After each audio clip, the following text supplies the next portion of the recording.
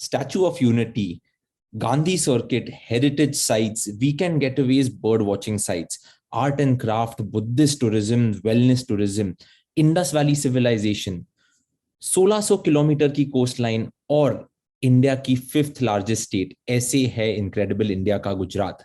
और आज मेरे साथ इस एपिसोड पर मेरे बहुत ही अच्छे दोस्त और वीना वर्ल्ड के senior tour manager Sachin Chaudhary है। Welcome to the podcast Sachin, and listeners welcome to another episode of चलो बैग भरो निकल पड़ो विद वीना वर्ल्ड। मैं हूं आपका होस्ट नील पाटिल।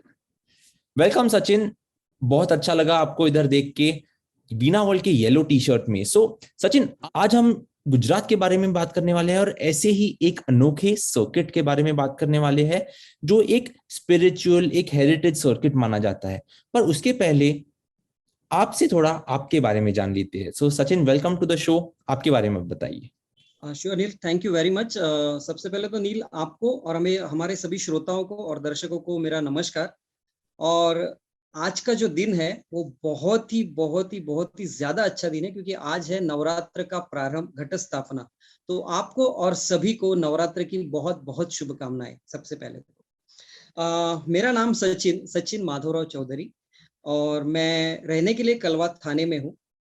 करीबन पिछले 15 सालों से इस इंडस्ट्री में काम कर रहा हूँ। 2006 को मैंने ज्वाइन किया था इस प्रोफेशन को, बट बिफोर दिस प्रोफेशन मैं अलग जगह पे काम करता था।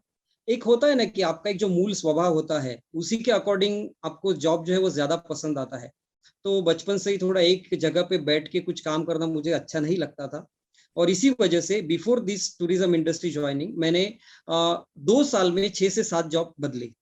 उसके पहले मैं मेरा खुद का कुछ ना कुछ करता ही था, जॉब भी किए। लेकिन एक दिन सडन ऑफ मेरे जो पापा है उन्होंने एक एडवर्टाइजमेंट ला के दिया और मुझे कहा कि देख, वैसे भी तो एक जगह पे बैठ के जॉब करने को तुझे अच्छा नहीं लगता है, तो एक काम कर, ये एडवर्टाइजमेंट देख और देख यहाँ पे कुछ होता है। तो मैंने भी एडवर्टाइजमेंट देखा, मैं उस एड्रेस पे गया और वहां पे इंटरव्यूज दिए। 3 राउंड हुए और थर्ड राउंड में हमारी वीना ताई थी, उन्होंने इंटरव्यू लिया, सिलेक्शन हुआ। और सिलेक्ट होने के बाद हमें ट्रेनिंग करा के एक ट्रेनिंग टूर पे भेजा गया, और वो टूर थी हिमाचल की। मेरे साथ मेरे और 23 कलीग्स भी थे। और नील, शायद आपको याद होगा कि उस टूर पे आप भी हमारे साथ थे, जो हिमाचल के लिए आए थे, और हमारा ट्रेनिंग भी चल रहा था। और उसके बाद ये सफर जो है वो कंप्लीटली शुरू हुआ, जो आज तक नॉट आउट है और कंटिन्यू है। और उसके बाद एक एक टूर्स कहिए, स्टेट के बाद कंट्रीज, इंटरनेशनल में ये सफर शुरू हुआ। And I am very much fortunate. Neel, आपको पता होगा कि बहुत सारे लोग ऐसे कहते हैं कि यार मेरे पसंद का जॉब नहीं मिला, मतलब उनको करना कुछ और होता है और वो किसी और फील्ड में काम करते हैं। बट मैं बहुत बहुत लकी हूँ कि जो काम मुझे पसंद था उसी फील्ड में मुझे काम करने का मौका मिला। So I am very fortunate. Awesome Sachin, हम भी बहुत प्राउड है कि आप वीना वर्ल्ड की फैमिली का एक बहुत ही इंपॉर्टेंट हिस्सा हो, and thank you for that. तो अभी आते हैं आज के एपिसोड के थीम पर, और आज हम बात करने वाले हैं गुजरात के बारे में और गुजरात के ऐसे ही सर्किट के बारे में। आज हम बात करने वाले हैं सोमनाथ, द्वारका, गिर नेशनल फॉरेस्ट और पोरबंदर के बारे में। और आपको गुजरात बहुत ही पसंद है, और जब मैं आपसे शो के पहले बात कर रहा था आपने कहा कि मेरे पास इतनी इंफॉर्मेशन है, मैं इस टॉपिक पर बोलते ही रह सकता हूं। तो Sachin, I am also excited कि आप इसके बारे में बोलोगे। तो मुझे आपसे पूछना है कि शुरुआत कहाँ करें। आप बताइए कि ये जब 4 डेस्टिनेशंस के बारे में हम बात करेंगे, शुरू कहाँ करें। ओके, जैसे कि मैंने बताया कि गुजरात मेरा एक बहुत ही प्यारा डेस्टिनेशन, मुझे पसंद आने वाला डेस्टिनेशन है। वैसे तो गुजरात में बहुत सारी चीजें देखने के लिए, बहुत सारे साइट सीन है, लेकिन उसमें भी अगर देखा जाए तो स्पेशली सौराष्ट्र जो सेक्टर है, जो सर्किट है, उसमें अगर हम देखें तो द्वारका, उसके बाद पोरबंदर, गिर फॉरेस्ट जैसे जूनागढ़, और उसी के साथ साथ आता है सोमनाथ। तो ये आज हम लोग कवर करेंगे। शुरुआत हम लोग द्वारका से करेंगे। तो फिर से एक बार सभी को जय श्री कृष्णा और राधे राधे, क्योंकि कृष्णा से रिलेटेड है तो राधा का नाम तो आना ही चाहिए। करेक्ट। तो फिर कृष्णा के बारे में थोड़ा आप हमें बताएंगे कि कृष्णा और गुजरात का ये कनेक्शन क्या है, और फिर हम द्वारका में जाते हैं, क्या लगता है। जरूर। जैसे कि कृष्णा के बारे में कहने जाए उतना कम है। सभी को पता है कृष्ण क्या है, कौन थे, कहाँ पे जन्म हुआ था। अगर हम देखें तो श्री कृष्ण जी है। गुजरात जो है, पहले तो गुजरात को हर और हरि की भूमि भी कहा जाता है। अब हर मतलब भगवान शंकर और हरि मतलब भगवान विष्णु। तो भगवान शंकर से रिलेटेड जो है वो सोमनाथ, प्रथम ज्योतिर्लिंग, जो 12 ज्योतिर्लिंग है उनमें से प्रथम ज्योतिर्लिंग सोमनाथ, वो भी गुजरात में है। और 4 धामों में से एक धाम और सप्तपुरियों में से एक पुरी द्वारिका, ये भी गुजरात में है। तो द्वारिका का इंपॉर्टेंस बहुत ज्यादा है क्योंकि उसको धाम का भी और पुरी का भी दर्जा प्राप्त है। तो ऐसे द्वारका में द्वारकाधीश कैसे बने श्री कृष्ण, उसके बारे में मैं आपको जरूर बताना चाहूंगा। उनका जो जन्म है वो मथुरा में हुआ था। उनके मामा कंस उनके कारागार में हुआ था। तो उनका एक जो लाइफ सर्कल आप देखोगे ना, तो बंदी जो उनके माता पिता थे देवकी और वसुदेव, उन वो बंदीवान थे कंस के कारागृह में, और वहां पर उनका जन्म हुआ। और एक दिन की उम्र भी नहीं थी उनकी, तब से उनका जर्नी स्टार्ट हुआ है। क्योंकि जैसे ही उनका जन्म हुआ, आपको पता होगा, सभी को पता है कि एक भविष्यवाणी हुई थी और जिसमें कहा गया था कि 8वें पुत्र से कंस को धोखा है। तो कंस ने क्या किया, अपनी सगी बहन को और अपने बहनोई वसुदेव, इन दोनों को जेल में, कारागृह में डाल दिया। और 7 लड़के, मतलब उनकी जो 7 संतान थी, उनको मारा, लेकिन वो 8वें को मार नहीं पाए। पर जितना मैंने पढ़ा है, जितना मैंने सुना है, वैसे बचपन से थोड़ा मैं भी स्पिरिचुअल किस्म का हूँ, तो मुझे ये बहुत अच्छा लगता है पढ़ना और सुनना, देखना। तो जो कुछ मैंने पढ़ा है अलग अलग जगहों से, तो उसमें अगर आप देखें तो कृष्ण जो थे वो देवकी की 8वीं संतान है। लेकिन उसके पहले जो 7 संतान हुई, ऐसा कहते कि उनको मार दिया कंस ने, लेकिन शायद ये कहीं पे सही नहीं है। क्योंकि उनकी जो 7वीं संतान थी, उनको देवकी के गर्भ से निकाल के कृष्ण की जो सौतेली माँ थी, उनके घर में, रोहिणी जिनका नाम, उनके घर में भी स्थापित किया गया, और वही उनका नाम था बलराम, दाऊ भैया, जो श्री कृष्ण के बड़े भैया। और जब 8वीं संतान हुई, श्री कृष्ण जी का जन्म हुआ, तो उनको लेके उनके पिताजी वसुदेव बारिश में यमुना पार करके गोकुल में लेकर गए और वहां पर उनको छोड़ दिया। अब उस जगह पे होता क्या है कि कृष्ण की जगह योग माता जो है वो गर्भ में स्थापित हो जाती है देवकी के। और जब कंस आते हैं तो देखते कि 8वीं संतान, तो उनको तो ये था कि लड़का होगा, लेकिन वो लड़की देखते हैं। और जब वो उनको मारने के लिए जाते हैं तो वो गायब हो जाती है। तो इसका मतलब श्री कृष्ण की एक बहन भी थी, हम ऐसा कह सकते हैं। और तो श्री कृष्ण का पहला जर्नी स्टार्ट होता है उनके उम्र के एक दिन में, जो वो यमुना पार करके गोकुल में आ जाते हैं। और गोकुल में आने के बाद उनका वहीं पे वो धीरे धीरे बड़े होते हैं। अपने उम्र की 6 दिन में, मतलब जब वो 6 दिन के, तब उन्होंने पहली राक्षसी का वध किया जिनका नाम था पूतना, क्योंकि उनको मारने के लिए कंस ने वहां पे भेजा था। तो अपने एज के 6th डे उन्होंने पूतना मौसी का जो है वो उन्होंने वध कर दिया। और वैसे ही धीरे धीरे जब वो 1 साल के हो गए, तब उनका अन्नप्राशन जो है वो संस्कार हुआ। उसके बाद अपने उम्र की 2 साल में महर्षि गर्ग द्वारा उनका नामकरण संस्कार हुआ, और तब उनको कृष्ण ये नाम मिला। उसके पहले उनको लल्ला, कन्हैया, ऐसे अलग अलग नामों से जाना जाता रहा है। तो गर्ग द्वारा उनको नाम दिया गया श्री कृष्ण। उसी के साथ साथ जब वो 2 वर्ष 10 माह की उम्र उनकी उम्र थी, तब वो गोकुल छोड़कर वृंदावन में गए।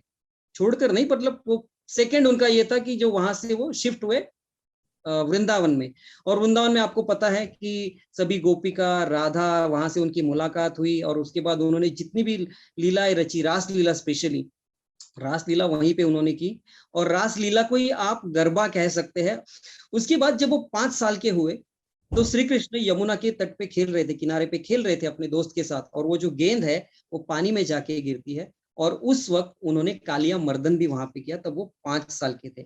और जैसे ही श्री कृष्ण 7 साल के हुए, तो एक इंसिडेंस हुआ कि जो सभी गोकुलवासी थे वो भगवान इंद्र की पूजा करते थे ताकि बारिश अच्छे से हो पाए, और बारिश हुई तो ही फसल होगी। तो इससे थोड़ा अहंकार हुआ था इंद्र को। उनका मानना था कि अगर मैं नहीं बरसा या बारिश नहीं हुई तो कुछ नहीं हो सकता, इसलिए वो थोड़ा अपना अपने अहंकार आया था। और तब उन्होंने भगवान इंद्र का अहंकार तोड़ने के लिए गोवर्धन पर्वत को अपने उंगलियों पे उठाया और सभी गोकुलवासियों की रक्षा की। और उसके बाद इंद्र का अहंकार टूट गया। तो आप इसमें ये एक देख सकते हो कि श्री कृष्ण को जो सबसे ज्यादा पसंद है वो 56 भोग, उनको प्रसाद चढ़ाया जाता है। तो वो 56 भोग की शुरुआत यहीं से हुई थी, इसी इंसिडेंस के बाद।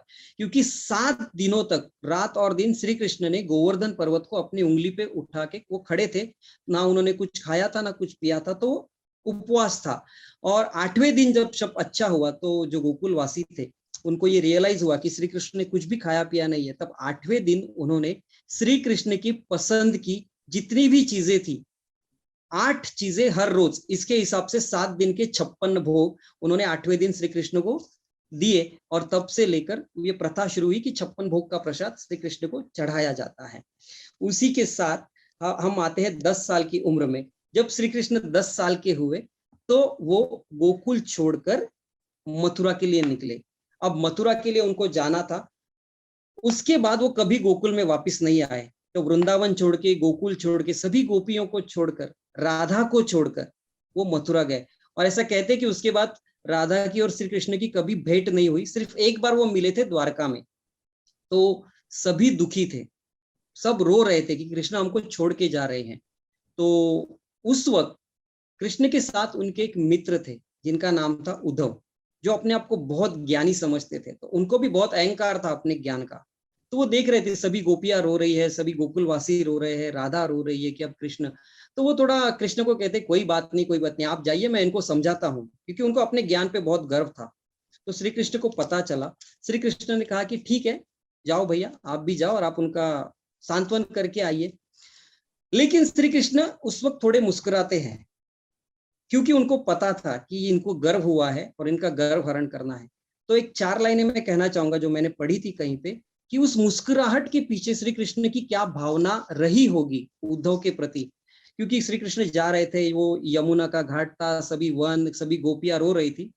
तो श्री कृष्ण ऐसा शायद कहना चाहते होंगे कि यमुना तट को, वन शिवट को, मन के हठ को समझाओगे कैसे, मन के हठ को समझाओगे कैसे, राधा के नैनों के नीर को, मीरा की पीर को धीर धराओगे कैसे, कान्हा के नाम का प्रेम पीयूष पिया है, जिया है यहाँ सबने, उधो ये तो बता दो कि प्रेम के रंग पे ज्ञान का रंग चढ़ाओगे कैसे। तो ये उद्धव को कहना चाहते कि सब प्रेम के रंग में रंगी हुई है, तू अपना ज्ञान कहाँ उनको सिखाने जा रहे हो। और जब उद्धव जाते हैं तो सच में उनका गर्भहरण होता है और वो लौट के वापिस आ जाते हैं। उसके बाद श्री कृष्ण जो है मथुरा पहुंचते हैं और अपने जो मामा थे कंस, उनका वध कर देते हैं। और वध करने के बाद अपने माँ और पिताजी दोनों को कारागार से छुड़ाते हैं और अपने नाना जी को वहां का राजा बनाते हैं। अपने उम्र के 28 साल तक श्री कृष्ण जो है वो मथुरा में रहे। वहां पर उन्होंने अपने माँ पिताजी के साथ समय बिताया। और उस वक्त उन 28 साल होने तक जो जरासंध था, जरासंध जिसको कंस का दामाद भी कहा जाता है, मैंने कहीं एक जगह पढ़ा था, तो उसको ये गुस्सा था कि कंस का वध हुआ, इसीलिए वो बार बार आक्रमण करते हैं मथुरा पर। ऐसा कहते हैं कि करीब करीब 17 बार जरासंध ने मथुरा पे आक्रमण किया और हर बार कृष्ण ने उनको पराजित किया। लेकिन इस वक्त होता क्या था कि जब युद्ध होता था, बहुत सारा नुकसान होता था, बहुत सारी प्रॉब्लम्स होती थी। तो श्री कृष्ण ने सोचा कि इसको खत्म किया जाए, इसीलिए श्री कृष्ण वो युद्ध छोड़कर वहां से चले जाते हैं। और यहीं पर इसी इंसिडेंस के बाद श्री कृष्ण को रणछोड़ दास ये नाम मिला, रण को छोड़ने वाला। बट कभी कभी कहते हैं कि जीतने के लिए 2 स्टेप पीछे भी आना पड़े तो ठीक है। तो यही श्री कृष्ण हमें सिखाते हैं।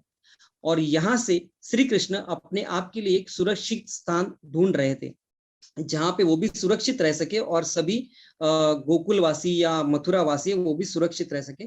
तो वो पहुंचते हैं, यहाँ से अभी श्री कृष्ण और गुजरात का कनेक्शन स्टार्ट होता है। तो मथुरा से श्री कृष्ण जी है वो द्वारिका पहुंचते हैं। द्वारिका के पश्चिम तट पर, गुजरात के पश्चिम तट पर वो एक लैंड का पीस देखते हैं, जहां पर तीनों जगह पे पानी है और एक ही जो साइड है वो ओपन है, जो जमीन से जुड़ी हुई है। और वहां वो सोचते कि ये परफेक्ट जगह है जहां पर मैं मेरे राज को स्थापित कर सकूं। और फिर वो देवशिल्पी विश्वकर्मा इनको रिक्वेस्ट करते हैं और वहां पर द्वारिका नगरी की जो है वो स्थापना करते हैं। तो ये कनेक्शन है श्री कृष्ण और द्वारका, जो वहां पे पहले आते हैं। तो सचिन, एक मैं कहना चाहूंगा कि हम बहुत बार कहते हैं कि वीणा वर्ल्ड के टूर मैनेजर की स्टोरी टेलिंग एबिलिटी जो होती है वो एक अनोखी होती है, वो एक एक्सक्लूसिव जो वीणा वर्ल्ड के गेस्ट को मिलती है। तो वैसे ही आपने एक proper setting proper background, proper foundation के साथ हमारे ये एपिसोड के लिए शुरुआत दी है। तो अभी द्वारका के बारे में थोड़ा डिस्कस करते हैं। द्वारका में जब आप जाते हो तो ऑफ कोर्स बहुत सारी टेम्पल्स है वहां पर, बहुत सारी ऐसी चीजें हैं जिन्हें हम साइट सीइंग्स कह सकते हैं, पर आप द्वारका के बारे में क्या कहोगे? जरूर। देखिए, जब हम द्वारका पहुंचते हैं ना, तो जैसे ही आप द्वारका के नजदीक आते हो, तभी आपको दूर से द्वारिकाधीश का टेम्पल दिखाई देता है। द्वारिकाधीश ये वहां का मेन टेम्पल है जो श्री कृष्ण जी को डेडिकेटेड है। और जैसे मैंने शुरुआत में ही कहा था कि ये 4 धामों में से एक धाम है। जैसे कि शंकराचार्य जी, उन्होंने भारत के 4 कोनों में अपने मठ की स्थापना की और 4 धामों की स्थापना की। जो चारों धाम है वो श्री विष्णु से रिलेटेड है। उसमें से एक द्वारका है, और द्वारका का इंपॉर्टेंस मैंने आपको बताया कि ये एक सप्तपुरी में भी आता है। तो द्वारकाधीश टेम्पल का जो निर्माण है, कहते हैं कि वो श्री कृष्ण के पर पोते वज्रनाथ, इन्होंने किया था। वज्रनाथ ने सबसे पहला टेम्पल द्वारकाधीश का उन्होंने बनाया था। द्वारिका इस नाम में अगर आप देखोगे तो उसका अर्थ आपको समझ में आता है, जिसको बहुत सारे द्वार थे उस नगरी को, इसलिए उसे द्वारका कहा जाता है। वैसे द्वारका का पुराना नाम कुशस्थली भी था, उसे कुशस्थली के नाम से भी जाना जाता था, या फिर द्वारिका दारू का वन इस नाम से भी उसको जाना जाता था, और इसीलिए उसको द्वारका ये नाम दिया गया। इसमें जो मंदिर है ये करीब करीब 3000 साल पुराना मंदिर इसे कहा जाता है। सैंडस्टोन में बना हुआ मंदिर है, 78 मीटर जिसकी हाइट है। और दूर से भी आप मंदिर का कलश और उस मंदिर के कलश के ऊपर लगी हुई ध्वजा को देख सकते हैं। ये जो ध्वजा है, इसके ऊपर चंद्र और सूरज के चिन्हों को अंकित किया गया है। इसका मतलब यह है कि जब तक चांद और सूरज रहेंगे तब तक श्री कृष्ण जी का नाम रहेगा। और इस ध्वजा को दिन में 5 बार बदला जाता है। तो ये भी एक देखने जैसा बहुत ही अलग एक्सपीरियंस होता है जब ध्वजा को चेंज करते हैं। उसके बाद उस मंदिर के परिसर में बहुत सारे छोटे बड़े अलग अलग मंदिर है, और मंदिर के बिल्कुल पीछे शंकराचार्य जी उनका मठ है। और वहीं पर एक प्रीमाइसेस में श्री कृष्ण की अलग अलग पत्नियों के मंदिर भी है। हनुमान जी का मंदिर है, जाम्बुवंती का मंदिर है, रुक्मिणी जी का मंदिर है, ऐसे अलग अलग मंदिर वहां पर है। श्री कृष्ण के भाइयों का मंदिर है, ऐसे बहुत सारे छोटे बड़े मंदिर है। और जहां पे श्री कृष्ण जी का मंदिर है, बिल्कुल उसी के सामने उनकी माता का भी मंदिर है। और यहाँ पे एक अलग बात है कि श्री कृष्ण के साथ वहां पे ना तो रुक्मिणी है, ना किसी राधा की मूर्ति है, वो अकेली मूर्ति वहां पर खड़ी है। तो उसके पीछे भी एक कथा है जो मैं आगे आपको बताऊंगा। तो ये तो हो गया मंदिर के बारे में, द्वारकाधीश मंदिर के बारे में। हाँ, perfect. So Sachin, of course हमारे पास अगर हमें द्वारका के बारे में ही बताना हो तो हम एक अलग एपिसोड कर सकते हैं, पर आज हमें द्वारका में ही नहीं रुकना है, पर अगली जगह में भी जाना है। तो यहाँ से सचिन हम कहाँ पे जाए आपको लगता है? जरूर। सिर्फ एक छोटी सी बात कहना चाहूंगा कि द्वारका के साथ ही वहां पर बेट द्वारका भी है, जहां पे हम विजिट करते हैं बाय बोट, बेट द्वारका, जिसका दूसरा नाम भेंट द्वारका भी कह सकते हैं आप, क्योंकि जहां पर सुदामा और श्री कृष्ण जी इनकी भेंट हुई थी, वो एक दूसरे से मिले थे, इसलिए उसे बेट द्वारका कहते हैं। तो हम लोग भी वहां पे विजिट करते हैं। अब द्वारका के बाद अगर हम आगे बढ़े तो वो है पोरबंदर सिटी। ओके। पोरबंदर की तरफ। मेरी इंफॉर्मेशन के हिसाब से ऑफ कोर्स महात्मा गांधी और सुदामा का जन्म यहाँ पर हुआ है, पर जब हम द्वारका से पोरबंदर जाते हैं तब आप ऐसे पोरबंदर के बारे में क्या इंफॉर्मेशन देना चाहोगे हमारे लिसनर्स और व्यूअर्स को? श्योर। जैसे कि आपने बताया कि पोरबंदर जो है, वहां पर 2 मेन पर्संस जिनका जिक्र होना है, अदरवाइज पोरबंदर अधूरा है। एक तो उसमें सबसे पहले आते हैं सुदामा जी, जो श्री कृष्ण के बाल सखा थे, और पोरबंदर से ही वो निकले थे द्वारिका के लिए, श्री कृष्ण को मिलने के लिए। तो वो वहां का बर्थ प्लेस है सुदामा का, और वहां पर एक सुदामा मंदिर भी है जो हम लोग विजिट करते हैं। और दूसरे सबसे बड़े हमारे महात्मा गांधी, जिन्हें हम बापू जी के नाम से भी जानते हैं, उनका भी जन्म स्थान है, जो उनकी हवेली है वो वहीं पर है, और वो भी हम विजिट करते हैं। तो पोरबंदर के बारे में अगर कहा जाए तो पोरबंदर एक कोस्टल एरिया है, बहुत बड़ा समुद्र किनारा उसको है। और वहीं पर एक जेठवा राजपूत, जो एक फैमिली थी, डायनेस्टी थी, उन्होंने सबसे पहले आके अपना राज कायम किया, जेठवा राजपूत। और इनके बारे में एक अलग बात होगी नील, मैं कहना चाहूंगा सभी से कि हम लोग कहते हैं कि हम इसके वंशज के हैं, उसके वंशज के हैं, कोई कहते हैं हम लोग श्री राम के वंशज है, कोई कहते हैं हम लोग श्री कृष्ण के वंशज है। लेकिन ये जेठवा राजपूत जो है वो अपने आप को हनुमान जी के वंशज मानते हैं। जी हाँ, बिल्कुल सही सुना, हनुमान जी के वंशज मानते हैं, क्योंकि हम लोग तो ये जानते हैं कि हनुमान जी का विवाह नहीं हुआ था, वो तो ब्रह्मचारी थे, फिर उनके वंशज कहाँ पे आए। लेकिन वो फिर रामायण से रिलेटेड स्टोरी है कि मकर ध्वज जो उनके पुत्र माने जाते हैं, तो इनके ये वंशज थे। तो सबसे पहले उन्होंने यहाँ पे पोरबंदर में अपना राज स्थापित किया, तो ये थोड़ा हिस्टोरिकल बैकग्राउंड है। उसी के बाद 1674 में सबसे पहले महात्मा गांधी जी के दादाजी, जो गोगा पोर्ट में एक बार बहुत बड़ा साइक्लोन आया था, तो वहां से वो निकलकर पोरबंदर आए थे, जहां पे उन्होंने आश्रय लिया था। और पोरबंदर रियासत के वो दीवान या प्राइम मिनिस्टर कहिए वो हुआ करते थे। मतलब वो जो राजा थे पोरबंदर के, उनका सभी काम है जो ये इनके दादाजी संभालते थे, महात्मा गांधी के। और उसके बाद महात्मा गांधी जी का जन्म हुआ, वो प्लेस, वो हवेली हम लोग देखते हैं, और वहीं पर आज कीर्ति मंदिर जिसके नाम से वो जाना जाता है, वहां पर जहाँ पे बर्थ हुआ था वो रूम हम देखते हैं। अब वहां पे लाइब्रेरी है, महात्मा गांधी जी से रिलेटेड बहुत सारी चीजें वहां पर रखी हुई, म्यूजियम है, वो हम देखते हैं। और बिल्कुल उसी हवेली के पीछे एक और घर है जहाँ पे कस्तूरबा गांधी का जन्म हुआ था। तो ये पोरबंदर के बारे में इम्पोर्टेंट चीज। ये कभी जिक्र नहीं होता है कि कस्तूरबा गांधी जी का जन्म भी वहां पर हुआ था। पर एक और चीज पोरबंदर के बारे में मैं कहना चाहूंगा कि वो दुनिया की एक ऐसे कोई कोस्टलाइन है जहां पे एक मरीन मैमल डुगोंग के नाम पे जाना जाता है। वो एक थ्रेटेंड स्पीशीज है और वो पोरबंदर के कोस्टलाइन पे दिखाई देता है। पर परफेक्ट सचिन, तो हम द्वारका से आए पोरबंदर, अभी पोरबंदर से कहाँ जाए? तो अभी नेक्स्ट हम लोग हमारा सफर गिर फॉरेस्ट या गिर लायन सफारी के लिए, जो वर्ल्ड फेमस है, उसके लिए।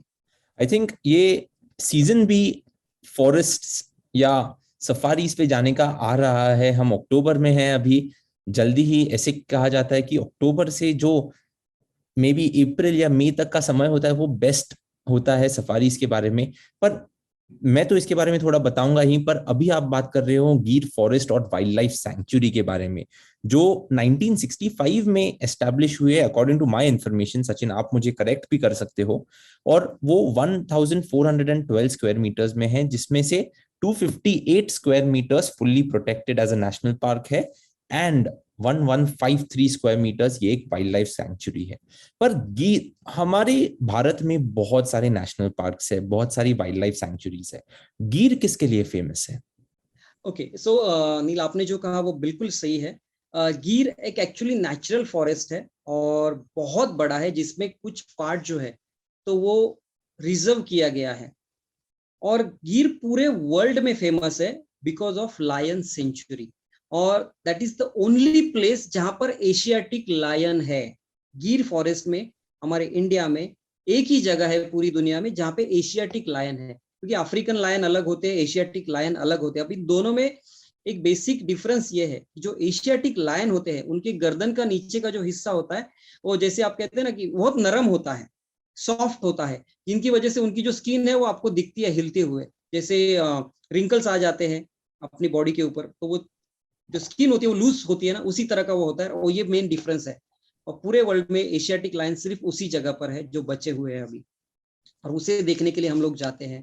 तो उसमें देवलिया पार्क नाम की भी एक सफारी होती है, तो वहां पर लोग आते हैं फोटोग्राफी के लिए, लायन के लिए, लायन देखने के लिए। और उसी के साथ साथ वहां पर एक और स्थान है जो बहुत ही फेमस है, वो है गिरनार, श्री दत्त गुरु जी उनको समर्पित, ये भी स्थान वहीं पर है गिर फॉरेस्ट में। ओके, सो 2015 में जो लास्ट सेंसस हुआ था लायंस काउंट करने का, तभी 523 ये काउंट आया था, विच इज 23% हायर देन जब 2010 में सेंसस हुआ था। और उसी के साथ आप क्या कहोगे, what is the best time to visit Gir? आपको क्या लगता है? श्योर, जब लायंस की अभी संख्या वहां पर देखी जाए तो बढ़ रही है, विच इज गुड, क्योंकि हमारे लिए भी अच्छा है, लायंस के लिए भी अच्छा है। अब गिर विजिट करने का जो सबसे बेस्ट सीजन है, वैसे गिर जो फॉरेस्ट है वो बारिश में खासकर बंद होता है, 15 जून से लेके 15 अक्टूबर तक वो बंद रहता है, एंड 15 अक्टूबर से लेके टिल 14 जून तक वो शुरू होता है, डिपेंड्स, थोड़ा आगे पीछे होता है, डेट हमेशा वो डिक्लेयर करते हैं। बट बेस्ट सीजन जो है वो अक्टूबर से लेके फरवरी तक बढ़िया सीजन है विजिट करने के लिए, क्योंकि बाद में गर्मी बहुत ज्यादा बढ़ जाती है। इसीलिए। हाँ, मैं वैसे कहूंगा, और हमारे जो ट्रैवलर्स है उन्हें इतनी गर्मी भी बहुत पसंद नहीं है, क्योंकि कहते हैं कि अप्रैल और मई बेस्ट सीजन होते हैं, पर तभी बहुत गर्म भी होता है, तो वो भी है। और फिर वहां पर गिर जंगल ट्रेल है जहाँ पे आप वल्चर्स और पाइथन्स देख सकते हो, और कमलेश्वर डैम भी है जहाँ पे आप मार्श क्रोकोडाइल्स देख सकते हो। पर सचिन, मैंने तो गिर फॉरेस्ट की सफारी आज तक नहीं की, पर आपने की है। और जब भी हम एक सफारी पे जाते हैं, तब लोग आपको सुबह पूछते हैं कि सचिन आज हमें लायन दिखेगा या नहीं। अभी मैंने बहुत सारी सफारीज की है और आपने भी की है, और हम दोनों को पता है कि जो साइटिंग होता है, अभी अगर आप शार्केज डाइविंग जाओगे, फिशेस देखने को, शार्क्स देखने को, कभी कभी टर्टल स्पॉटिंग जाते हैं अराउंड द वर्ल्ड हम, या कभी कभी हम जाते हैं सफारीज पे और वहां पे साइटिंग के लिए देखते हैं। और जैसे कि आपने कहा कि गिर ये एशियाटिक लायंस के लिए फेमस है, तो लायन स्पॉटिंग, मैं जो गेस्ट आपको हमेशा क्वेश्चन पूछते हैं वो आज आपको पूछूंगा कि सचिन, साइटिंग गारंटीड है या नहीं? इट्स ए गुड क्वेश्चन नील। वैसे देखा जाए तो भले वो लायन सफारी है, देखिए लायन को जंगल का राजा माना जाता है, ठीक है। तो ये लायन है जो हम लोग उसके किंगडम में जाते हैं, वो हमारे पास नहीं आता है, ठीक है। और आप जू में जाते हो तो मैं 100% नहीं 1000% कह सकता हूँ कि वहां पे लायन देखने को मिलेगा, बिकॉज वो केज में होता है, जू में होता है, वो कहीं घूम ही नहीं सकता है। बट ये उसकी टेरिटरी है, वो राजा है, तो राजा के मन पे है कि आपको दर्शन दे या ना दे। 99.99% लाइन स्पॉट होते हैं, बट 0.1% कभी कभी थोड़ा सा मूड ये हो जाता है, बट क्या करें, राजा है तो हम उनको देखने जाते हैं। जरूर, उनका मूड रहे तो वो आ जाएंगे हमें मिलने। वही, तो हमने द्वारका से शुरुआत की, पोरबंदर आए, पोरबंदर से हम गिर आए। अभी हमने एक स्पिरिचुअल साइड से शुरुआत की है, तो स्पिरिचुअल साइड से ही हम एपिसोड के एंड की तरफ जाते हैं। अभी तो गिर से कहाँ जाए सचिन? ओके, सो गिर के बाद हम लोग आगे बढ़ते हैं सोमनाथ के लिए। जैसे कि शुरुआत में ही मैंने कहा था कि हर और हरि की भूमि, तो हरि से शुरू हुई, अब हर पे खत्म होगी। तो सोमनाथ, सोमनाथ के पीछे बहुत बहुत स्टोरीज है, बहुत अलग अलग स्टोरीज है, कि शायद आप कह सकते हैं कि हमारे हिंदू धर्म के उत्थान और पतन की दास्तां उससे जुड़ी हुई है, हिस्ट्री जुड़ी हुई है। सबसे पहले तो मैं आपको सोमनाथ की एक स्टोरी शॉर्ट में सुनाना चाहूंगा कि श्योर। सोमनाथ कहा जाता है। सोम यानी चंद्र, चंद्र को सोम ये भी एक नाम है। तो जो चंद्र भगवान थे, उनका जो विवाह था वो दक्ष प्रजापति, इनके 27 कन्याओं के साथ हुआ था, जिन्हें हम नक्षत्रों के नाम से जानते हैं। 27 नक्षत्र, रोहिणी, पूर्वा वगैरह, ये जो नक्षत्र है मतलब जिसमें आपका जन्म होता है वो। तो 27 कन्याओं के साथ विवाह होने के बाद चंद्र जो थे वो अपने एक पत्नी थी जिनका नाम था रोहिणी, उन्हीं के साथ ज्यादा उनसे प्यार था और उन्हीं का वो सम्मान किया करते थे। इससे बाकी की 26 जो रानियां थी, 26, वो दुखी थी। तो एक बार उन्होंने उसकी शिकायत जो है वो अपने पिताजी से कर दी, दक्ष प्रजापति। तो उनको बहुत गुस्सा आया, क्योंकि चंद्र थोड़े अहंकारी थे, उनको अपने रूप पे, अपने तेज पे बहुत ज्यादा गर्व था। वो उनका मानना था कि मेरे जैसा सुंदर कोई भी नहीं। तो दक्ष को गुस्सा आता है और वो दक्ष उनको शाप देते हैं कि जिस रूप पे, जिस कलर पे तुम्हें गर्व है, मैं शाप देता हूं कि वो नष्ट हो जाए। और कहते कि उसी वक्त चंद्र जो थे वो काले पड़ गए, या उनको कुष्ठ रोग हो गया। इससे चंद्र जो थे बहुत रोने लगे, उन्होंने बहुत मिन्नतें की कि ऐसा मत कीजिए, मेरा पूरा रूप चला जाएगा। उस वक्त दक्ष उनको कहते हैं कि तुम भगवान शिव की आराधना करो, वही इस श्राप का निवारण कर सकते हैं। तो चंद्र भगवान जो है वो अरब सागर के तट पर आते हैं और वहां पे भगवान शिव की आराधना करते हैं। भगवान शिव उनको प्रसन्न हो जाते हैं और उनसे कहते हैं कि तुम वर मांगो। तो वो चंद्र भगवान कहते हैं कि मुझे पुराना रूप मुझे वापस चाहिए। तो भगवान शंकर कहते हैं कि वो तो मैं पूरा तुम्हें वापस नहीं दे सकता, क्योंकि वो पिता का श्राप है। इसीलिए मैं तुम्हें एक उशाप देता हूँ कि तुम्हारा रूप जो है वो धीरे धीरे धीरे तुम्हारा बढ़ेगा, तुम्हें वापस मिलेगा। महीने के एक दिन तुम अपने पूर्व रूप को पूर्ण तरह से प्राप्त करोगे, और वो है पूर्णिमा का दिन, जिस वक्त पूरा चंद चांद हमें दिखाई देता है। और उसके बाद धीरे धीरे अगेन वो छोटे होते जाते हैं और महीने में एक बार वो गायब हो जाते हैं, जो अमावस्या हम जिसको कहते हैं। तो इससे चंद्र भगवान खुश हो गए और उन्होंने वहां पर शिवलिंग की स्थापना की, और इसीलिए उसको सोम के नाथ, सोमनाथ ये नाम पड़ा। तो यह सोमनाथ के पीछे की पहली कथा। परफेक्ट सचिन। तो सोमनाथ ये ऐसे कहते हैं कि one of the most secret spiritual sites India में माना जाता है। और जैसे आपने कहा कि फर्स्ट अमोंग जो 12 ज्योतिर्लिंग है वहां पर सोमनाथ जहां पर है, तो सोमनाथ एक कोस्ट लाइन पर है, जिसे कहा जाता है कि हिस्ट्री में वो एक इम्पोर्टेंट पोर्ट भी हुआ करता था, क्योंकि वो पोर्ट से इंडिया की जो हिस्ट्री है और जो ट्रेडिंग होता था साउथ ईस्ट एशिया में और मिडिल ईस्ट में, वो वहां से होता था। तो जब हम सोमनाथ जाते हैं as a tourist, of course बहुत सारे लोग जो जाते हैं सोमनाथ, वो एज स्पिरिचुअल मंदिर के लिए जाते हैं, टेम्पल्स के लिए जाते हैं, पर कभी कभी टूरिस्ट भी जाते हैं वहां पे। और टूरिज्म के बेसिस पर ये जो गुजरात की इकोनॉमी है वो ग्रो हो रही है। तो सोमनाथ जब आप एक टूरिस्ट के हिसाब से जाओगे, तो ऐसी कौन सी लोकेशंस है जो आप कहोगे मस्ट विजिट है? ऑफ कोर्स सोमनाथ टेम्पल एक है ही, पर उसी की तरह और क्या क्या है? ओके, सोमनाथ टेम्पल स्पिरिचुअल एक साइट है जहां पर अभी जितने भी टूरिस्ट जाते हैं 99% वो स्पिरिचुअल साइट विजिट करने के लिए जाते हैं। सोमनाथ के अलावा वहां पर और 3 से 4 ऐसी साइट्स है जो मस्ट विजिट है, जिसमें से एक है भालका तीर्थ। अब भालका तीर्थ अगेन श्री कृष्ण से रिलेट होता है, क्योंकि ये वही जगह है जहां पे श्री कृष्ण जी आराम कर रहे थे और एक पेड़ के पीछे छिपकर एक भिल्ल कहिए या आदिवासी वो शिकार के लिए निकला था, जिसका नाम जरा था। और श्री कृष्ण के पद चिन्हों पे, आपकी जो पैर का नीचे का हिस्सा है, वहां पर 16 चिन्ह अंकित थे, तो वो लाइट की भांति चमक रहे थे। तो उस जरा नाम के आदिवासी को ये लगा कि ये कोई हिरन है, गोल्डन हिरन, जिसका मुंह सीता जी को भी हुआ था। तो हिरन समझ के वो छुपकर बाण मारता है और वो बाण जो है श्री कृष्ण जी के अंगूठे पे जाके लगता है। और कहते हैं कि यही श्री कृष्ण जी ने वहां से निकल के एक दूसरा साइट है सोमनाथ के नजदीक, त्रिवेणी संगम, वहां पर जाके उन्होंने अपना अवतार समाप्त किया था। तो श्री कृष्ण जी अपने हर के पास, अपने भगवान शिव के पास, जहां पे उन्होंने लास्ट अपना अवतार कार्य समाप्त किया था, और वहीं से द्वापर युग खत्म होता है और कलयुग की शुरुआत होती है। तो ये भालका तीर्थ और त्रिवेणी संगम, ये वहां पर साइट है देखने के लिए, जो हम लोग विजिट करते हैं। और आज अभी वहां पे श्री कृष्ण के चरण पादुकों का दर्शन वहां पर हमें होता है। Perfect, awesome. सो सचिन, हमने द्वारका में शुरुआत की, पोरबंदर आए, फिर हमने एशियाटिक लायंस के बारे में सुना, और फिर अब हम सोमनाथ आए। तो अभी जैसे हम एपिसोड के एंड के और गुजर रहे हैं, आपको कोई ऐसे एंडिंग नोट्स या गुजरात के बारे में कुछ कहना चाहते हो आप हमारे लिसनर्स से? जरूर, मैं इतना ही कहना चाहूंगा कि देखिए, डेस्टिनेशंस तो बहुत सारे हैं, लेकिन ये जो मैंने अभी आपको बताया, द्वारका, सोमनाथ, भालका तीर्थ, पोरबंदर, गिर सफारी, आप एक ही जगह पे बहुत सारे अनुभव ले सकते हैं। स्पिरिचुअल से लेके आप फॉरेस्ट देखना है, लायन देखना है, टूरिस्ट है, आपको अगर बीच भी विजिट करना है तो द्वारिका में एक बीच है जो हम लोग विजिट करते हैं। ये भी आप एक ही साथ, एक ही सर्किट में, एक ही टूर में ये सब विजिट कर सकते हैं। तो जरूर आप यहाँ पर जाइए, आपकी जितनी भी एक्सपेक्टेशंस है वो यहाँ पे पूरी होती है। खाने से लेके शॉपिंग तक सब कुछ यहाँ पे कंप्लीट हो जाता है। Awesome. Sachin, thank you so much. आज आप हमारे चलो बैग भरो निकल पड़ो के एपिसोड पर आए।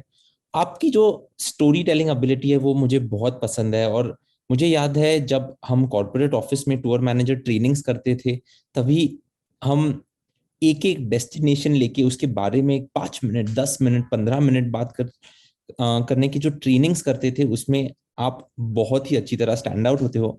और यस, आपने एपिसोड के स्टार्ट पे कहा कि आपकी पहली ट्रेनिंग टूर या जहां पे आपका करियर स्टार्ट हुआ वो हिमाचल और कश्मीर वो सेक्टर में थी। And yes, I was 16 that time, और तभी मैं वो टूर पे था। सो आपका journey as a tour manager तब से जो शुरू हुआ है, इसीलिए मैंने कहा इंडिया की इतनी सारी स्टेट्स, दुनिया की इतनी सारी कंट्रीज आपने कवर की है। आप एक इंफॉर्मेशन के ट्रेजर ट्रोव हो, और आप हमारे वीणा वर्ल्ड टीम के या वीणा वर्ल्ड फैमिली के एक बहुत ही इंपॉर्टेंट पार्ट हो। So thank you so much Sachin, बहुत अच्छा लगा। Listeners and viewers, thank you so much for tuning in to our special episode of चलो बैग भरो निकल पड़ो on Dwarka, Porbandar, Gir wild life and Gir wild life sanctuary, Gir forest, and finally Somnath. So thank you Sachin, thank you listeners. हम मिलेंगे next week with another episode of चलो bag भरो निकल पड़ो. This is Neil Patil signing off. Thank you. Goodbye.